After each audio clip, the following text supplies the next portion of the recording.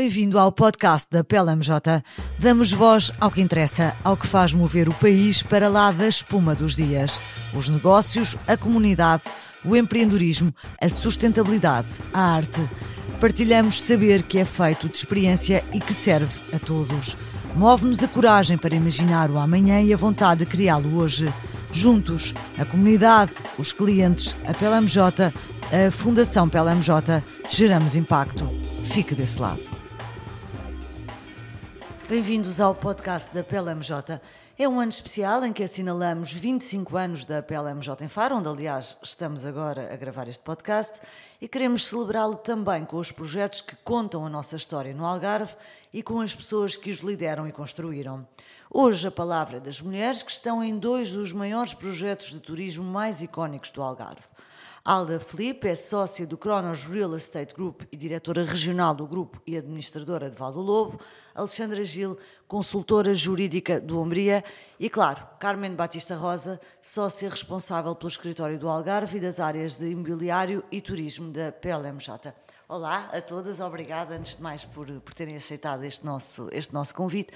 Se calhar a melhor maneira de começar esta nossa conversa, Alexandra, começava por si, falarmos um bocadinho do seu papel no grupo e também um bocadinho da sua história até ter chegado aqui. Olá, bom dia a todos, muito obrigada pelo convite, tenho muito gosto em estar aqui e parabéns à PLMJ pelos 25 anos aqui no Algarve. Obrigada. Muito obrigada pela vossa presença, é sempre muito útil. Bem, o meu nome é Alexandra Gil, sou advogada há 25 anos e comecei a trabalhar no empreendimento que era a Lusotour, que ficava ali em Vila Moura, que hoje em dia é conhecida por Vila Moura World, e nessa época foram adquiridos 2 parcelas de terreno ali na Quinta do Lago para construir um aldeamento turístico e um hotel, que depois fiz sempre parte do projeto a nível de licenciamentos e de vendas e depois da exploração até. E esses empreendimentos eram o Monte Quinta Club e depois com o hotel o Monte Quinta Resort, que hoje em dia são o Martinhal da Quinta e o Wyndham Grande Algarve. A fotografia de há 25 anos para cá, já lá vamos, mudou muito o Algarve. É verdade, mudou muito, mudou imenso, mas na minha ótica para melhor, portanto, sim. Depois, entretanto, fui trabalhar com uma colega nossa, que é a Andréia Viegas, tem um escritório ali no Quinta Shopping, sempre ligado à parte imobiliária, à parte turística, e depois recebi este convite para integrar a equipa da Umbria, que depois de ter conhecido o projeto não havia maneira de dizer que não, e claro, cá estou e estou muito feliz. Muito bem. Alda. Bom dia, obrigada por estarmos aqui. Somos 4 mulheres, não é, que têm aqui este papel um bocadinho no Algarve, não é, que é aquela região que fica às vezes um bocadinho esquecida, mas estamos a tentar mudar um bocadinho esse paradigma, não é? Completamente. No meu lado, eu acho que é interessante, e estava a pensar nos vossos 25 anos, não é, por isso também que aqui estamos, 25 anos esses que coincidem precisamente com os meus 25 anos de carreira. Portanto, há tanta coisa a acontecer, e eu estava a ter essa conversa também com o homem, o Bruce, que tem Essential Algarve, o grupo Open Media, que ainda subsiste e também faz 25 anos. Portanto, exato. Isto é aqui é muita coisa para festejar este ano. Exato, muita coisa para fechar. Portanto, os 25 anos da PLMJ no Algarve coincidem precisamente com o meu início de carreira, em 2000. Isso já merecia esta conversa. Exato. Portanto, em 2000... eu comecei em Lisboa no Grupo Altis e, como nasci no Algarve, a minha família não é, digamos, nasci no Algarve, queria muito voltar para o Algarve. E então formei-me em marketing e pensando, bem, não vou para marketing de grandes produtos, para uma L'Oréal da vida, onde tenho a minha melhor amiga, com uma carreira internacional brutal, pensando, não quero mesmo ir para o Algarve. Então, quais são os melhores projetos no Algarve? Eu só vi 2, Val do Lobo e Quinta do Lago, quer dizer, isto é o que é. Queria estar muito ligado ao turismo, muito ligado ao imobiliário e, portanto, foi essa a minha escolha e, felizmente, consegui traçar esse objetivo. E depois ingressei em Val do Lobo no ano 2000. Fiz a minha carreira em Val do Lobo, passei por 3 administrações. Em 2019 tive um convite irrecusável da parte da Cronos Homes para lançar um projeto que se tornou um ícone no Algarve, que foi Palmares. O Amendoeira também, que felizmente depois vendemos e está muito bem entregue em mãos de algarvios. Portanto, o engenheiro Parreira Afonso, que eu às vezes disse, se eu pudesse escolher alguém a passar este testemunho, seria este homem, que também é uma figura do Algarve, não é? Que marcou tanto o Algarve. E, atualmente, voltei a Valdelobo, noutras funções. Portanto, isto a vida dá mesmo muita volta. E é com muito gosto que, quer dizer, sou sócia da Cronos, com um portfólio muito grande de ativos imobiliários, mas também estou à frente de Valdelobo nesse papel de administração e responsável todo o desenvolvimento imobiliário. Portanto, isto é um bocadinho um corolário, um cruzamento de coisas, e eu acredito muito que nada acontece por acaso. E há um karma grande também. É verdade. Ainda dizem, Eu fugi e Valdelobo veio atrás de mim. ainda dizem que não se volta a um sítio onde já se foi feliz. Não, Volta, às vezes, não é? é assim, foram muitos anos, mas orgulho-me imenso da carreira e daquilo que fiz. E quer dizer, saí de Valdelobo com alguma tristeza, mas saí porque quis sair, porque foi realmente um convite irrecusável da parte da Cronos, mas nunca me passou pela cabeça voltar. Mas eu costumo dizer que o meu filho, a primeira palavra não foi nem mãe nem pai, foi Valdelobo. Porque, quer dizer, o meu marido trabalha em Valdelobo, portanto a minha vida cruza-se de uma forma muito marcante com Valdelobo. E depois poder ter a oportunidade de voltar e de facto estar agora a fazer um trabalho, estamos há 2 anos a trabalhar com Valdelobo e a reposicionar Valdelobo, que era um resort tão emblemático, mas que precisava de muito TLC, e poder ter essa oportunidade para mim é maravilhoso, e portanto é quase um ex-libris de carreira, de vários projetos que me orgulho, mas esta parte é especial. Muito especial, sem dúvida. Carmen, no teu role, no teu papel como sócia de uma top-tier firm de Portugal, quando olhas para o teu percurso, walk us through. Como é que como tu chegaste à PLMJ de Faro 2 anos depois do escritório ter começado, fizeste a tua carreira e a tua vida no Algarve e na PLMJ, conta-nos também tu um bocadinho disso. Pois, a minha história é a mais aborrecida de todas, porque eu estou na PLMJ Carmen, há 23 anos e não saí daqui, portanto. mas já houve tantas PLMJs também, já houve, várias... sim, já. São muitas PLMJs. Numa só, exatamente. Eu acabei por vir para o Algarve por acaso, porque a minha ideia nem sequer era tornar-me advogada, era ir para o Ministério Público, graças a Deus, são as loucuras da juventude.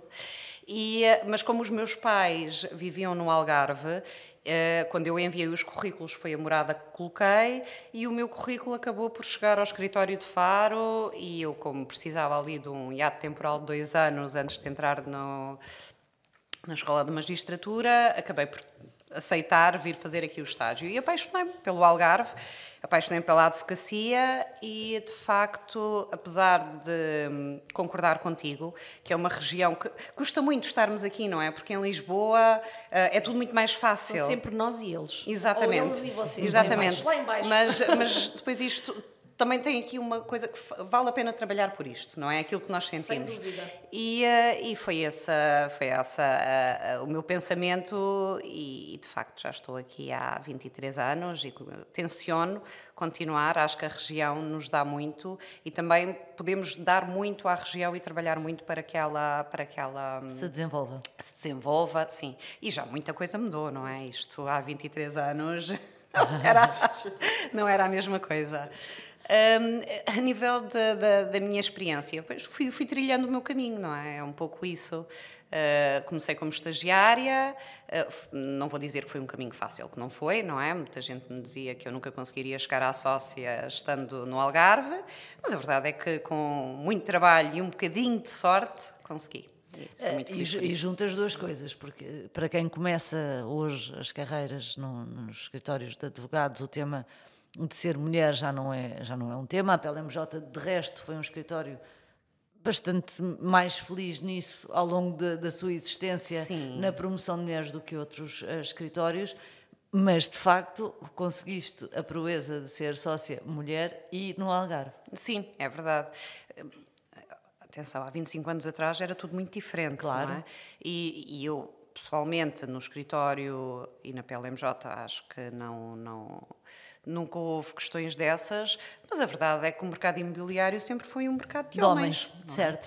E há 25 anos atrás, eu lembro-me, quando eu era estagiária e me sentava numa mesa, os CEOs e os CFOs eram todos homens. Portanto, eu se calhar era a única mulher naquela mesa e estagiária. De facto, não é fácil, não tanto por causa da questão dos escritórios de advogados, mas por causa do mercado em geral. Certo. E o que nos leva para outra questão que vos queria colocar é precisamente, Alexandra, começando por si, quais é que foram talvez os maiores desafios que sentiu quando começou na profissão? Portanto, nós hoje estamos num memory lane. E, portanto, quando começou a profissão, que pelos vistos era num setor que era de homens. Sim, era, e na minha opinião, apesar de já existirem várias mulheres a embelezar e a trazer muita substância para este mundo, a continuar a ser de homens, essencialmente.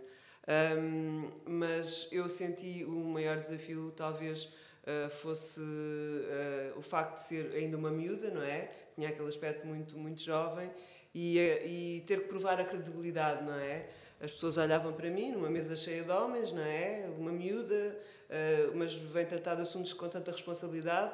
E depois, pronto, as coisas dissipavam-se, mal começávamos a trabalhar. E nem estamos a falar das câmaras municipais e das CCDRs da vida, não é? Que ainda era mais complicado. Pois. E com uma mentalidade, se calhar, um bocadinho diferente, não é? Sim. E é muito engraçado, porque eu conheci a Alexandra e a Alda em também fases diferentes da vida delas. A Alda, o Valde Lobo foi o meu primeiro cliente, não é? Portanto, também tenho ali aquela paixão, quando ele era gerido pelo Sr. Van Gelder, que era completamente doido, mas de facto uma pessoa muito, muito forte e visionária, não é? Temos que lhe dar... Doido é bom, às vezes. Doido é uma coisa boa, às vezes. Sim, eu disse às vezes. Eu disse às vezes. Alda, e para si, olhando para 25 anos, para os desafios deste setor em particular? É muito diferente os desafios que tenho atualmente do que tinha nessa altura. E agora tenho que pegar nesta parte, estamos a falar de doidos, não é? Começamos a falar de doidos. Eu tive o privilégio de trabalhar com o Sr. Van Gelder durante 7 anos. E para mim, o Sr. Van Gelder faleceu no primeiro ano, já eu estava à frente de Valde Lobo. Portanto, não é coincidência. O Sr. Van Gelder, sim, era um louco, como eu costumo dizer, era um character, era mesmo um case study, como dizia, mas de facto era um visionário. E se nós pensarmos que ele chegou ao Algarve em 1977, que foi quando ele comprou Valde Lobo, tinha que se ter uma boa dose de loucura para 1977, que encontrou um resort que era 20% do que é hoje, ter uma visão para fazer Valde Lobo e pensar que era um master plan e queria colocar esse resort no mapa como um dos melhores projetos na Europa, como ele dizia. E, portanto, sim, tem que haver uma boa dose de loucura. Essa loucura cruzou-se comigo no início, portanto, eu muito jovem, cheia de fogo na venta, como eu dizer, não é? A vinda de Lisboa, achar que sabia tudo, é normal, sempre tive um bocadinho a personalidade forte. Choque frontal com o Sr. Sander Van Gelder, que era aquele holandês maluco, não é? E, portanto, no início não foi fácil, pensei desistir algumas vezes. Aliás, eu quando vim para o Algarve, lembro-me que o diretor-geral do Altis disse-me assim: tu vais trabalhar para o Algarve com o Van Gelder? A porta está escancarada, como quiseres volta, porque não vai demorar muito tempo. E eu nunca deixei que outros tomassem as decisões por mim. Eu tentei sempre nunca me influenciar pela opinião dos outros sobre outras pessoas, sobre terceiros. E, portanto, pensei, não, eu agora vou ver, porque eu também sou diferente dos outros, tenho uma opinião própria e, se calhar, vou sentir isso de outra forma. Tinha razão ele. Tinha razão. Sim, chorei, sim, pensei em desistir, não é fácil, porque era uma miúda, lá está, no mundo de homens, com um senhor holandês que achava... Ele, na altura, tinha assim uma ideia sobre os portugueses, que achava que os portugueses que não faziam bom trabalho, que eram um bocadinho mandriões, etc. E eu, se calhar, consegui-lhe provar que valia a pena estar no Algarve, valia a pena apostar e pronto, e neste caso fiz carreira e tornei-me diretora em Valde Lobo com o Sr. Van Gelder muito jovem, portanto, muito antes dos 30, 26 anos. Consegue lembrar-se de uma daquelas histórias? Tenho imensas, aliás. Alguma é contável? Sim, tenho várias. Histórias com o Van Gelder. Tenho várias. Muitas. Tenho muitas histórias com o Sr. Van Gelder. Aliás, tive que as reviver bastante, porque pronto, ele faleceu no primeiro ano. Fizemos uma grande homenagem ao Sr. Van Gelder. Como estava lá, eu pude decidir fazer isso, fazer essa grande homenagem nos 30 anos que ele desenvolveu o Valde Lobo. E mais recentemente tive mesmo que ir ao baú, porque a SIC, a Conceição, está a fazer um trabalho de fundo sobre 3 grandes nomes que marcaram o Algarve, o Cupertino de Miranda, o André Jordan e o Sandra Van Gelder. Portanto, não ontem à noite estive sabia. com ela, estivemos a falar sobre isso. Tive mesmo que ir ao Google buscar aquelas fotografias, o Sr. Van Gelder com a Amália, o David Beckham, a Victoria Beckham. Portanto, fizemos tanta coisa ali, muitas histórias. Mas, basicamente, o Sr. Van Gelder... Com o capachinho ou ainda com sem? e sem, porque eu conheci o Sr. Van Gelder com o capachinho e depois conheci o Sr. Van Gelder sem o capachinho. Eu já estou, mas há enquanto uma estão a história- falar, a googlar, a tentar ver a mas há cara uma do história senhor. muito gira, quer dizer, tenho tantas, mas esta eu marcou-me, porque eu comecei em 2000, isto foi em 2001, houve um torneio que se fez muito importante, que era o Skins Game. E o Skins Game trouxe a Cláudia Schiffer na altura, não é? Supermodel Cláudia Schiffer ao Algarve. E o Skins Game era um torneio de golfe com 4 grandes profissionais de golfe, e depois vinha a Cláudia Schiffer para embelezar a coisa, não é? Isto foi patrocinado pela RTA, na altura, portanto, uma coisa com projeção quase internacional, e tivemos 2 situações muito caricatas. Portanto, o Sr. Van Gelder achava que não era suficiente ter a Cláudia Schiffer para chamar as televisões, porque ele adorava a atenção mediática, não é? Ele arranjou uma cobra e um senhor que vinha domar a cobra. A cobra estava dentro encantador de cobras. Exato, encantador de cobras. Mas isto tem uma história. Ele era joalheiro, não é? No tempo, na Holanda, Sim. antes de comprar E da rainha, não é? E da rainha, exatamente. E, portanto, ele fez um pin, que é onde a bola assenta, não é? Quando Sim. vamos jogar golfe, para quem não joga golfe. E então ele fez um pin de diamante, avaliado em milhões de euros, e esse pin era para um jogador que fizesse um all-in-one, portanto acertasse no buraco com uma tacada, no famoso buraco de 16 voltas. Portanto, aquelas coisas todas, porque ele adorava fazer coisas loucas. Pronto, lá está, mas realmente conseguia. E então tinha esse pin e colocou a cobra a guardar o pin. Portanto, aquilo, eu tenho imagens, é hilariante. E tenho uma imagem da Cláudia Schiffer com ar super assustada, a pensar assim, se ele solta a cobra é que eu fujo já daqui. Pronto, então era a cobra, a Cláudia Schiffer, o Sr. Van Gelder, os profissionais de golfe, o pin. Portanto, aquilo era um corolário de coisas loucas a acontecerem. Mas o que é facto, que televisões, aquilo foi falado em todo o mundo. Alda, quem é que acertou no óleo? Quem é que levou o pino? Ninguém, ficámos com o pin, a cobra e a Cláudia Schiffer foi-se embora à estrada e nunca mais pôs os pés no Algarve, de certeza. Pronto. Muito bom. Pois a outra muito louca, que esta não... foi a ilha, não é? Que esse toda a gente se A lembra. ilha é maravilhosa. A ilha. Vocês sim, sabem, sim, são sim, do sim. Algarve, mas nós não Ai, sabemos. vocês Não sabem, pronto. O Sr. Van Gelder, antes de vender, portanto, isto depois passei por 3 administrações, o Sr. Van Gelder, isto eu tenho que dizer, o Sr. Van Gelder, bem, mais uma vez temos que criar aqui um buzz à volta de Paulo de Lobo.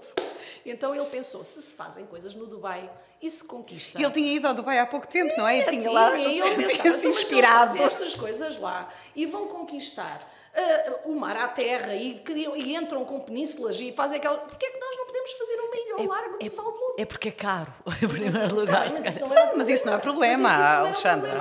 A questão não é essa, é que as entidades não estavam psicologicamente preparadas para isso.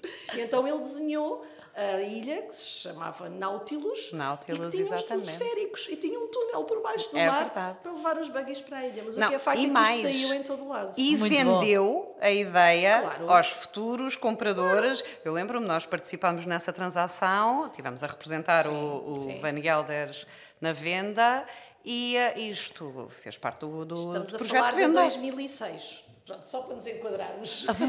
Mas foi uma coisa já bastante avançada. Ele reuniu com as entidades, Não, reunimos. tinha projetos. Os projetos eram o quê? Do Vasco Vieira para a Acho ilha? claro, era o Sim, nosso sim, sim. head architect na altura. Pronto, Para a tem ilha. N histórias loucas, mas na verdade...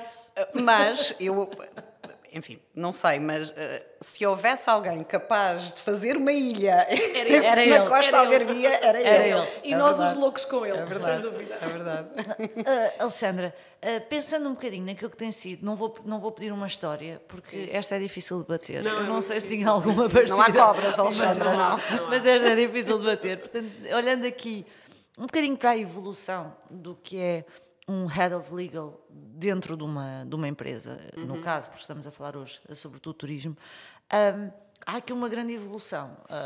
Passou-se, se calhar, de uma lógica mais de cumprir tarefa Exato. para passar a ser algo que é pensar negócio, é ser um pivotal dentro das próprias empresas.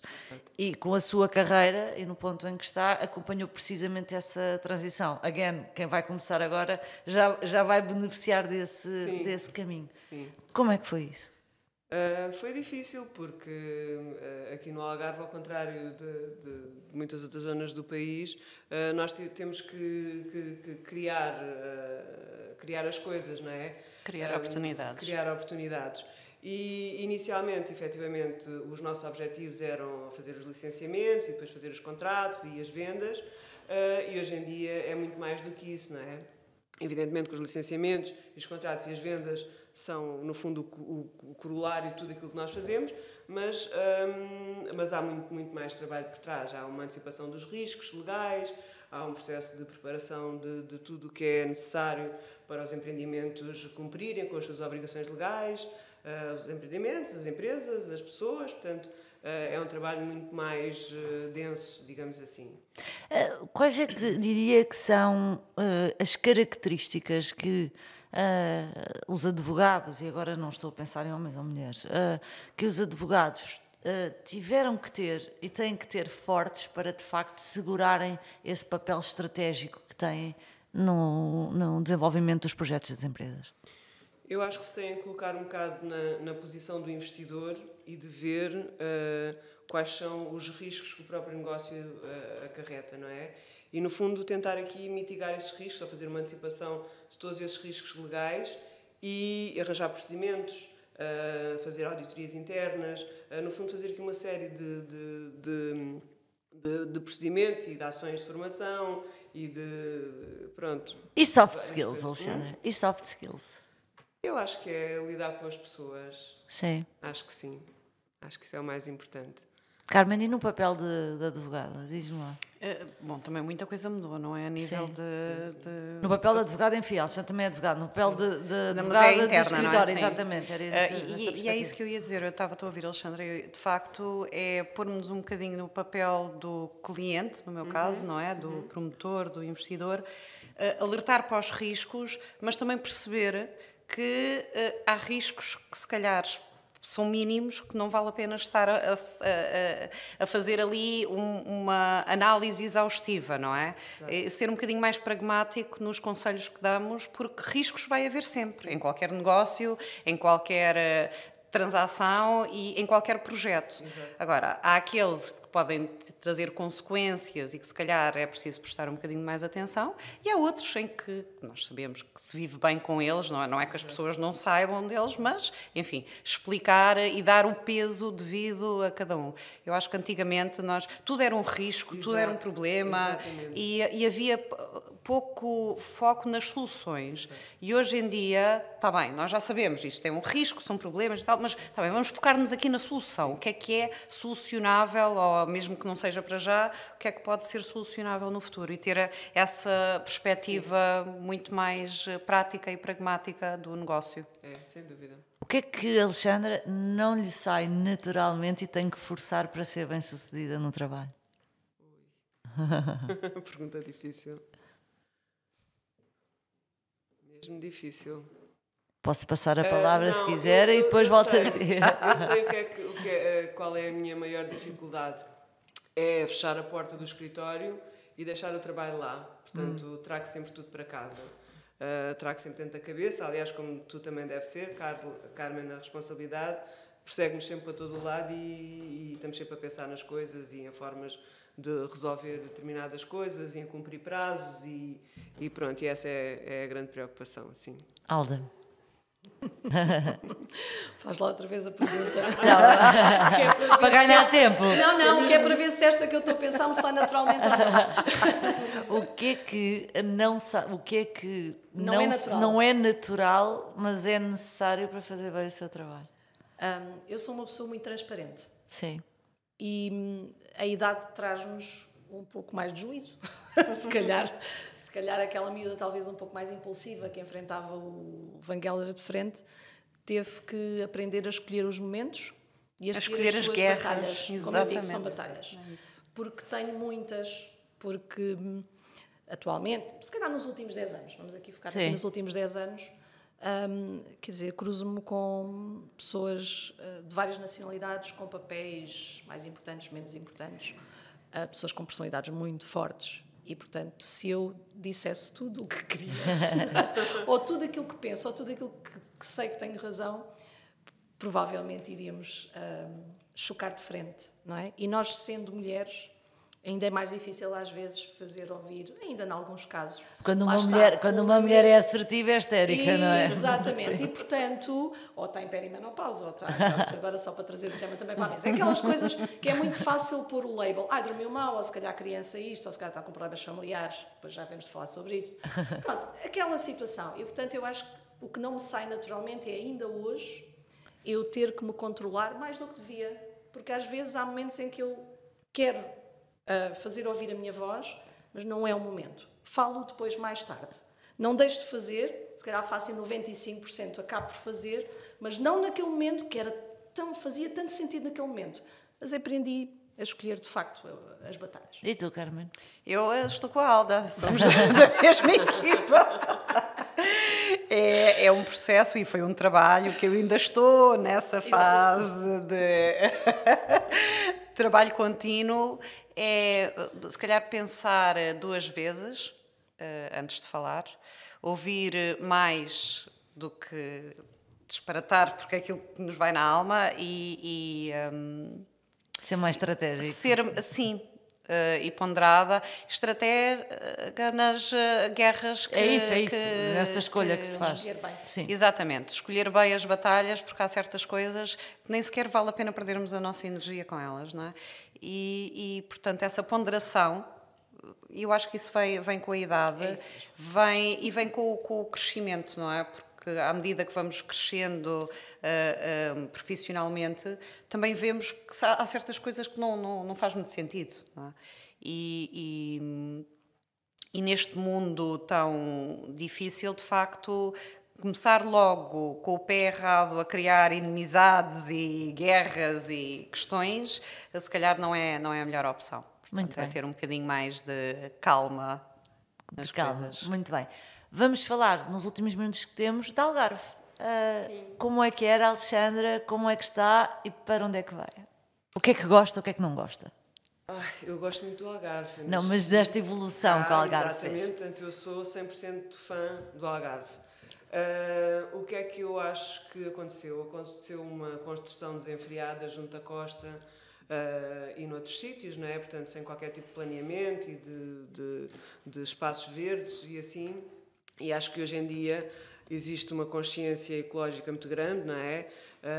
Existe as pessoas, portanto, os investidores estão focados para a qualidade dos materiais, da construção, para a qualidade dos serviços que se prestam, e eu acho que essa aposta é uma aposta muito positiva. Os municípios estão focados na envolvente, nas infraestruturas, nos espaços verdes. Portanto, acho que essa evolução foi uma evolução muito, muito positiva e muito significativa, e acho que para lá caminhamos no futuro. No futuro. Não é? Sim. Muito bem. Alda? Em relação ao Algarve, se calhar esta minha preocupação, e concordo com a Alexandra, estamos muito melhor hoje do que estávamos antes, e eu acho que esse caminho está a ser feito. Isto não é só do Algarve, há tantos erros que se cometeram, e quem viaja vê coisas que dizem as pessoas que são no Algarve, e aqui também se cometeram tantos erros. Eu acho que aprendemos alguma coisa com esses erros, esse caminho está a ser feito, mas quando eu olho para o futuro do Algarve na parte imobiliária e hoteleira, a minha maior preocupação não é tanto com isso, porque isso eu sei que está um caminho a ser feito, mas é algumas coisas que nos fazem ao nosso controle. E eu acho que a dificuldade de mão de obra neste momento e de termos pessoas para trabalhar, eu já nem estou a falar de pessoas qualificadas. Pessoas com, o que eu digo, não são mínimos olímpicos, mínimos. É uma coisa que me preocupa muito, porque nas nossas áreas este serviço ainda é prestado por pessoas. Nós podemos marcar online, nós podemos fazer quer no turismo, podemos marcar um quarto online, podemos ver uma casa online, mas depois há um momento em que temos de estar com pessoas. E na hotelaria, talvez seja o setor onde o valor acrescentado que vem da qualidade do serviço é mais determinante. Sim, é mais fulminante. É o serviço. É o serviço. Hoje em dia. É um serviço. E nós que estamos à frente de empreendimentos de luxo, pronto, eu não gosto muito de empreendimentos de alta gama, exclusivos, digamos assim. Eu não gosto muito de usar a palavra luxo, porque esse conceito banalizou-se de tal forma e hoje o luxo é muito relativo. Mas pronto, vamos... com exigências, com um grau de exigência de serviço muito elevado, ainda se torna um desafio maior, não é? E isso é uma preocupação muito grande que tenho, mas não é só do Algarve. Eu penso em projetos como a Comporta e pergunto, falta tudo. E faltando esses recursos humanos, como é que se faz o serviço? Porque, quer dizer, não posso ir para lá eu, não podes ir para lá tu, Carmen. Quer dizer, nós temos outros papéis na organização. E muitas vezes fazemos-lo porque no final do dia é o cliente e o foco é no cliente. Eu não tenho solução para isso e não quero ser fatídica, mas preocupa-me bastante, porque lido com isso todos os dias. Com a abertura ao mercado americano, que é um mercado que eu tenho trabalhado muito nos últimos 5 anos, preocupa-me também, porque é um cliente que o Algarve e Portugal não está preparado para isso. Não está preparado para o cliente americano. Porque é um cliente extremamente exigente. É um cliente no golfe, está à espera que alguém carregue o saco. Estão habituados a ter caddies em todos os campos de golfe. Portanto, é um cliente que está habituado a muito serviço, é um cliente extremamente exigente e um cliente que precisa que se lhe explique tudo ao detalhe. É assim, faz parte. E nós não estamos preparados. Estamos preparados para receber as gorjetas, que é fantástico. Porque isso é mesmo aqui uma mudança de paradigma, porque quem viaja nos Estados Unidos há muitos anos sabe. Faz obrigatório. Parte. Exato, é obrigatório. E, portanto, essa parte toda a gente no Algarve está desejosa que os voos diretos comecem, porque isto é uma mudança maravilhosa. Mas depois tem que perceber que com isso vem uma exigência de serviço que eu acho que nós não estamos com muita dificuldade de chegar lá. Vamos ter que aprender a lidar com isso e, enfim, também aprendemos com os clientes, não? Os clientes também nos ensinam, sim, mas eu concordo contigo, sim. Acho que as preocupações ambientais são bastante relevantes, mas de facto estamos a fazer esse caminho a nível de sustentabilidade. Hoje em dia, qualquer empreendimento, qualquer projeto tem essa preocupação. Mas depois há certos problemas para os quais não temos solução. De facto é a mão de obra e todos os problemas que isso acarreta, porque não é só trazer mão de obra para cá, onde é que essas pessoas ficam alojadas? Não, quer dizer, não há... Isso, não as podes trazer se não tiveres. Nós temos... Exatamente. Nós abrimos agora 2 novos restaurantes. Temos de trazer pessoas de fora, pessoas do Porto, pessoas... E tivemos que lhes dar alojamento. Sim. É uma condição sine qua non, não há hipótese. É verdade. E o serviço, eu sempre achei que aquilo que nos distinguia de outros mercados turísticos, de Espanha, da Grécia, que são países fantásticos, e o produto em si, o sol, a praia, se calhar muitos têm, mas aquilo que nos distinguia e que nos tem de continuar a distinguir é o serviço. Cada vez mais. O serviço. E cada vez mais. Só mais uma pergunta para acabar, já estamos mesmo a terminar. Ainda há perplexidade, a pergunta é para as 3, portanto respondo uma vez. Começamos pela Alexandra. Ainda há perplexidade dos investidores e dos operadores com a burocracia, com a dificuldade de investir em Portugal? Estamos melhor, não estamos melhor? Ainda, até para nós, que trabalhamos todos os dias, muitas vezes ficamos perplexos com determinadas situações que nos acontecem. Mas eu acho que houve um passo gigante, quer a nível de alteração legislativa, quer a nível de investimento em equipamentos informáticos. Hoje em dia conseguimos submeter facilmente pedidos online, através das plataformas, das entidades. Portanto, eu acho que aí houve uma evolução significativa e positiva. E positiva, sim. Alda? Mas ainda existe tanta coisa difícil de explicar. Ainda há muita coisa difícil. Eu que lido com fundos que não estão em Portugal e fundos americanos, inclusive, é que estão a fazer os primeiros negócios em Portugal, ou que fizeram os primeiros negócios em Portugal, e a fazer entrar um logo com a escala de comprar o maior portfólio imobiliário em Portugal.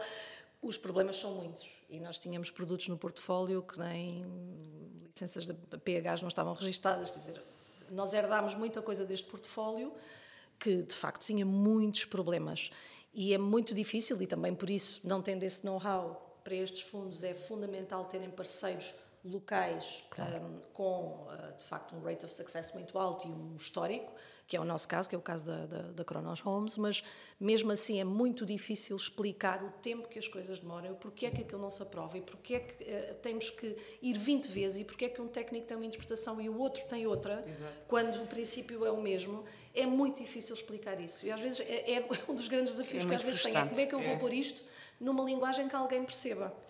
Eu acho que é muito frustrante. É frustrante. É muito frustrante para nós e para eles. Nós temos que e para eles. O que não é explicável. Porque há uma coisa ainda que falta, não só no Algarve, falta pelo país todo, que é as entidades públicas começarem a pensar numa lógica empresarial e numa lógica global. de que esses fundos ou os promotores são os nossos clientes, porque certo. de facto, quer dizer, eles precisam, uma Câmara Municipal precisa de investimento lá, mas ainda temos aquela mentalidade, parece que nos estão a fazer um favor, parece que fazem as coisas por favor, quando não é assim. Tem que haver aqui uma mudança de chip e as pessoas têm que se tornar, e as entidades públicas, têm que se tornar mais empresariais, ao serviço de... E a nível de serviço também. Não é só a nível do trabalho, que lhes era exigido, mas a nível de serviço. Aprenderem a falar inglês. É o mínimo. Como é que há pessoas... Mas tem de ser, não é? Reunirem, fazer reuniões presenciais. Porque é que é tão difícil ou complicado? Hoje em dia já vai havendo mais reuniões presenciais na Câmara, mas, quer dizer, parece que estamos a pedir ali um favor quase para ir ter uma reunião com o Papa. Quer dizer, não faz sentido, não é? Há tanta coisa que se explica ou que se resolve se houver boa vontade, de parte a parte, numa reunião, que não faz sentido andar com o requerimento e com o papel para trás e para a frente. Ainda é tudo muito burocrático. E faz sentido haver um simplex, mas não é um simplex no papel, é na cabeça das pessoas. E não haver a questão do preto e branco. Tu tens até as reuniões, e nós, felizmente, conseguimos ter as reuniões, mas depois há sempre ali umas áreas cinzentas. Sais sempre daquelas reuniões, nunca com certezas. Ainda sais às vezes com mais dúvidas. Porque eu acho que é isto que vamos querer, mas depois às vezes tens surpresas quando submetes, no final não era aquilo. Mas não foi o que foi dito, sim, mas depois há outra pessoa a ler e vai ter outra interpretação. E isto é muito difícil, não haver as regras claras, porque depois explicar isto a alguém que está habituado em que sei tratar as coisas de uma forma muito pragmática, não é? Sim. É um grande desafio que temos. Mulheres do Algarve, muito obrigada por esta conversa no podcast para assinalar 25 anos da PLMJ no Algarve. Muito obrigada. Obrigada. Obrigada. Obrigada.